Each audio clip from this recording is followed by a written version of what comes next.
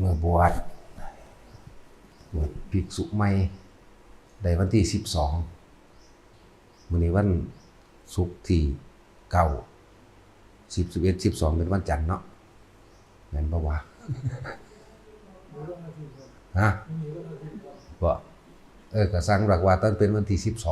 12มันบ่จื้อหยังดอกเด้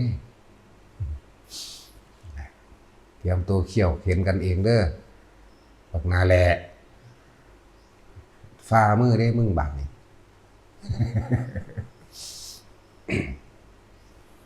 เขี่ยวเข็นกันตัว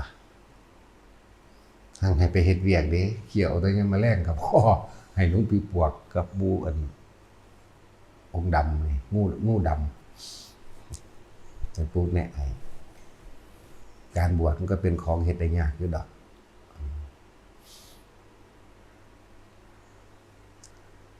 โลกเขาสอนกันให้สร้างอนาคตให้ตั้งใจเรียนหนังสือให้ขยันให้อดทนให้หลายๆอย่างให้เกิดความประสบความสำเร็จในชีวิตฐานะการงานการเงินมั่นคงนี่คือทางโลกจะเป็นแบบนั้นบ่มีผู้ใดสอนลูกเจ้าของเจ้าคนดอกว่าให้ไปเป็นพระอรหันต์ให้แม่ให้พ่อเจ้าคนในเด้อหลานบ่มีเลยมีแต่อยากให้ร่ำให้รวยให้เป็นเศรษฐีให้เป็นเจ้าเป็นนายจักไผสิไม่เป็นชิขาให้ใส่มีแต่เจ้าแต่นายเบิดหลายก็ดีเนาะไผสิดำหน้าให้กินไผสิปลูกบักฮุ่งบักแตงปลูกเห็ดสวนปลูกบักพริกมาขายปลูกตะไคร้หัวหอมเนาะเนี่ยโลกเขาสิสอนตั้งแต่ไปในทางให้ร่ำให้รวยให้มียศถาบรรดาศักดิ์ให้เป็นเจ้าในใหญ่โตให้มีชื่อมีเสียงเด้แต่ว่าบ่มีพ่อแม่ผู้ใดก็สร้างเถอะบ่มีเลยสิอยากให้ลูกเป็นพระอรหันต์นั่นแหละจังว่าการบวชเป็นของเฮ็ดได้ยากเปรียบสมมุติด้วยว่าลากงัวลากควายเข้าโรงฆ่าสัตว์ความเป็นสัตว์อยู่ในโตของคนผู้นั้นทุกชนิดเด้บาดเป็นหมาก็เป็นเด้ส่วนมากเป็นหมาหลายกว่าว่อคุยโวโอ้อวดเฮาคนนั้นเฮาคนนี้แต่ว่าบ่เคยเฮาเจ้าของอยากกัดคนนั้นอยากกัดคนนี้บ่กัดเจ้าของนั่นแหละเป็นเหี้ยก็มีเด้อยู่ในหั่นทั้งงัวทั้งควายเป็นเหี้ยรวมแล้วคือสารพัดสัตว์ไอ้สัตว์เข้าใจว่าล่ะสัตว์ต่างๆในตัวเฮานี่เยอะแยะพวกเจ้ากินกุ้งไปเท่าใดกินกุ้งกินปลากินปูกินหอยไปเท่าใดงัวควายสารพัดเด้อยู่ในร่างกายเฮานั่นแหละวันนี้เฮาบวชเข้ามาแล้วเฮาก็มาเสียสละออกจากความเป็นสัตว์สัตว์แปลว่าผู้ยังคล้องอยู่เกี่ยวอยู่ในอารมณ์ยินดีพอใจในรูปในรสในกลิ่นในเสียงนี่แปลว่าสัตว์จึงมีการฆ่าปล้นกี้ลักหรือข่มขืนตลอดทั้งกินเหล้าเมายานั่นแหละความเป็นสัตว์ที่มันอยู่ในจิตใจเฮาสัตว์ตัวลึกๆแท้ๆความอยากได้อยากดีอยากมีอยากเป็นผู้มีอิทธิพลผู้มีอำนาจผู้ยิ่งใหญ่แต่ว่าบ่เคยคิดเรื่องความตายมีแต่คิดจากใดนั่นจากใดนี่อยากเป็นนั่นอยากเป็นนี่แหละการบวชจึงมาก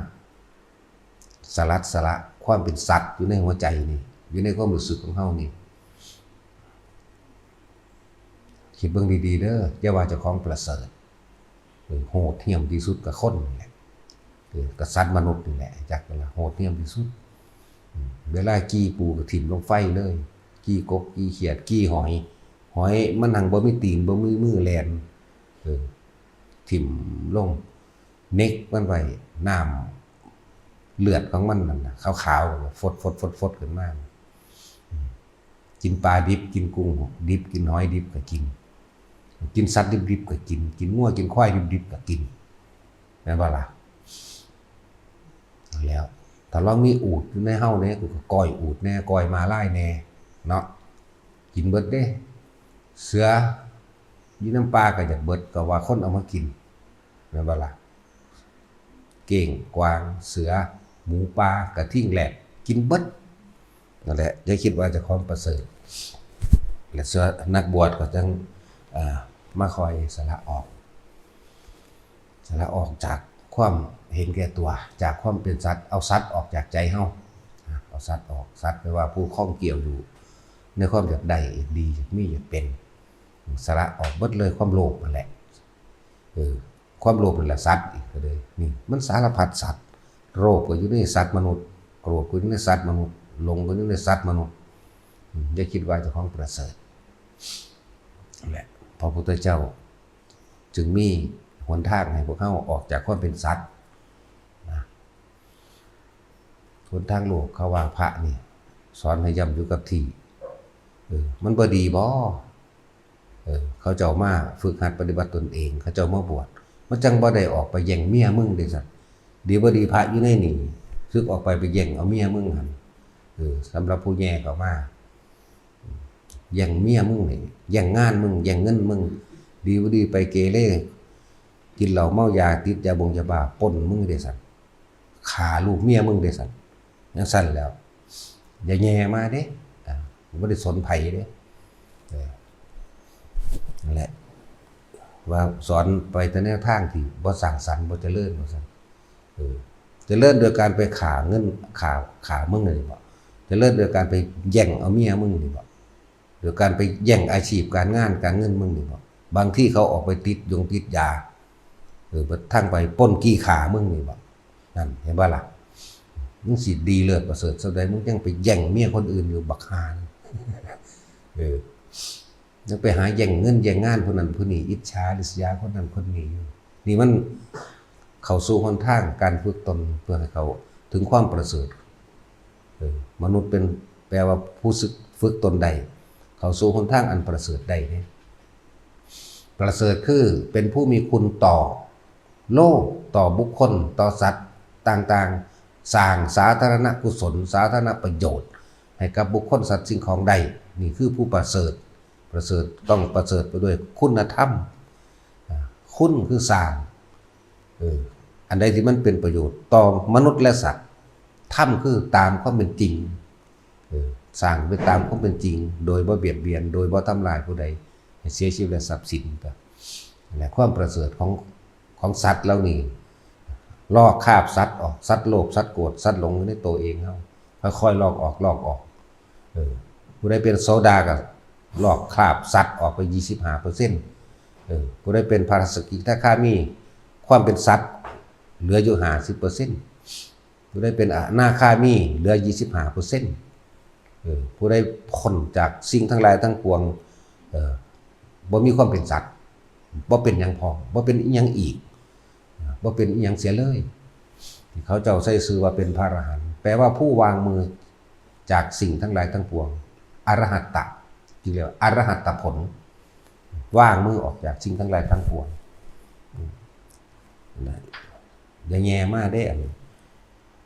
ชัวเขาบ่บวช100 กว่าองค์อยู่ในนี่อาจจะมีผู้ใดผู้หนึ่งติดยาไปในแถวบ้านมึงอะไรฆ่ามึงก็ได้ข่มขืนลูกเมียมึงก็ได้นั่นแล้วเนี่ยจริงมึงมาบวชที่บ่เว้าดอกเพราะว่าเรื่องบวชเนาะพอความเป็นสัตว์ทุกชนิดเต็มอยู่ในมันอยู่แล้วนะนั่นแหละจังว่าบ่มีผู้ใดสอนลูกให้อนาคตนี่เป็นพระอรหันต์เด้อล่ะบ่มีแต่อนาคตให้เป็นเจ้านายให้เป็นตำรวจให้เป็นทหารเอายศใหญ่ๆให้เป็นหมอเป็นพยาบาลให้เป็นนั่นเป็นนี่จังซั่นแล้วแม่นบ่ล่ะผู้ใดกล้าปฏิเสธคนมีลูกนี่สิบ่คุมลูกไปเรียนหนังสือเก่งๆสิบ่จมย่านบ่ชนะเขาเอาแม่บ่มีนั่นแหละเฮานี่สอนว่างความอยากได้ดีมีเป็นในโลกเด้มีจุดหมายเดียวคือ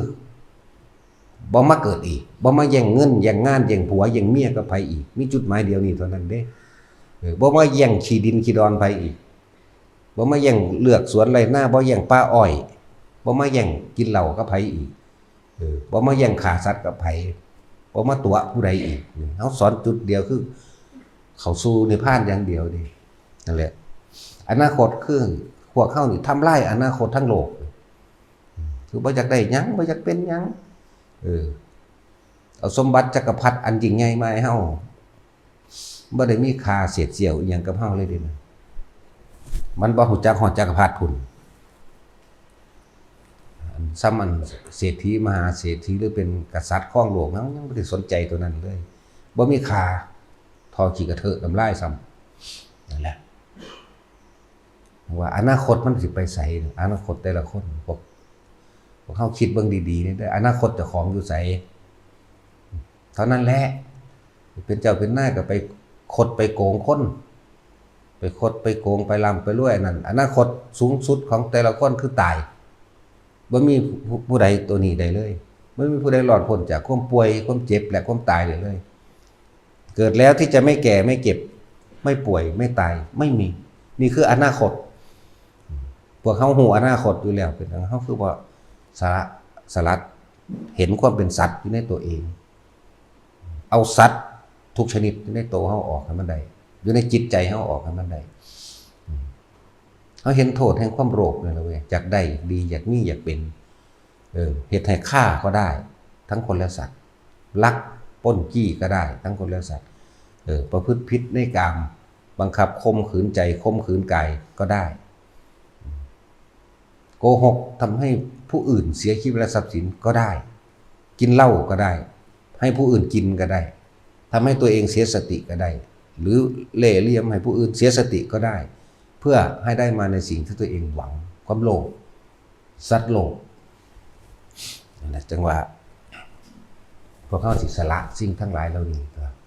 สั่นสิว่าการบวชเปรียบเสมือนว่าลากคนผู้นั้นเขาลงขาสัตว์ความเป็นสัตว์อยู่ในจิตใจเขาเองอนาคตสุดท้ายของคนอยู่ใสเดี๋ยวนี้ในพ้นในพันเผาถิ่มหลายเหล่านี้เนาะในพ้นในพันเลยจะฟังมหากษัตริย์ที่มีมาแล้วแต่ดั้งเดิมก็เขาก็ได้อ่านตัวในสื่อเนี่ยองค์นั่นองค์นี้องค์นี้องค์นั่นตายเบิดละนั่นคืออนาคตพวกเขาจงเหตุให้มันเบิดอนาคตคือเขาประกลับมาเกิดอีกอนาคตคือบ่มีความหวังทำลายความเห็นแก่ตัวทำลายความโลภในตัวเองดีแล้วเด้นี่ผู้มาบวชมันจังบ่ได้ไปแย่งเมียบักอันนั้นแต่วันเป็นตะแย่งบ่บ่ละว่าอืดหืดอยู่นะเนาะเอเทอยู่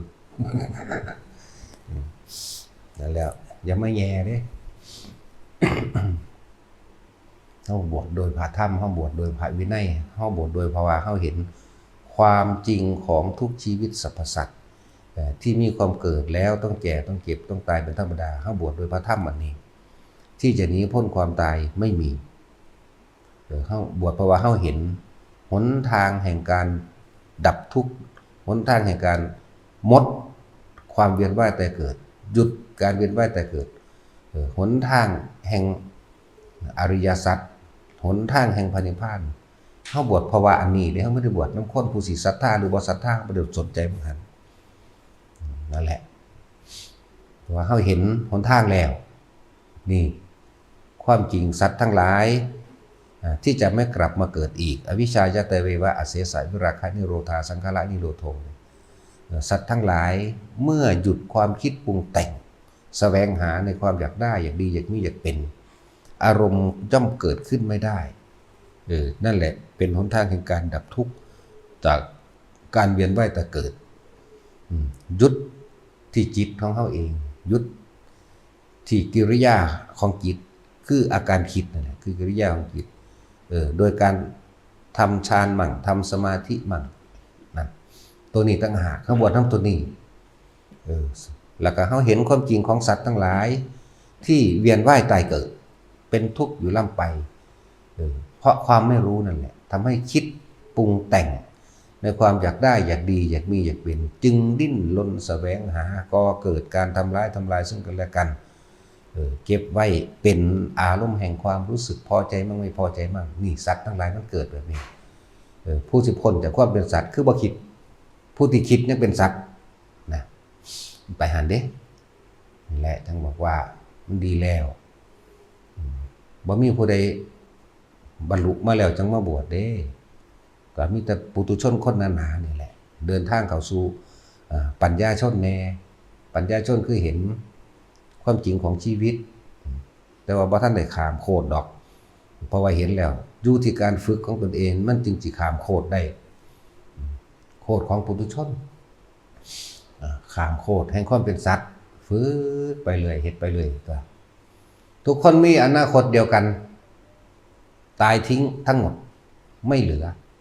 แต่ว่าสิ่งที่ยังติดอยู่ในใจของเขาเองจิตวิญญาณจิตเป็นที่ศูนย์รวมสรรพสิ่งทั้งหลายที่ตัวเองได้กระทำเอามาแล้วจิตสัญญาเวทนาสังขารความรู้สึกนั่นแหละคือจิตคืออันเดียวกันนั่นแหละมันร่วมอยู่ในจิตเลยเว้าสั่นว่าจิตก็ได้ว่าใจก็ได้ถ้าเฮาบ่สละออกในความอยากได้อยากดีมีอยากเป็นถ้าบ่มาฝึกหัดตนเองอนาคตคือเกิดอนาคตคือแก่อนาคตคือเก็บอนาคตคือตายนั่นคืออนาคตของสัตว์ทั้งหลายแต่ว่าผู้เห็นหนทางแห่งความดับทุกข์ผู้เห็นหนทางแห่งความพ้นจากความเป็นสัตว์ก็คือเห็นความคิดที่มันปรุงแต่งไปนี่แหละคนเฮาทุกข์เพราะว่าความคิดถ้าผู้ใดหยุดคิดได้ทุกข์เกิดขึ้นไม่ได้แน่นอนนั่นแหละเพราะ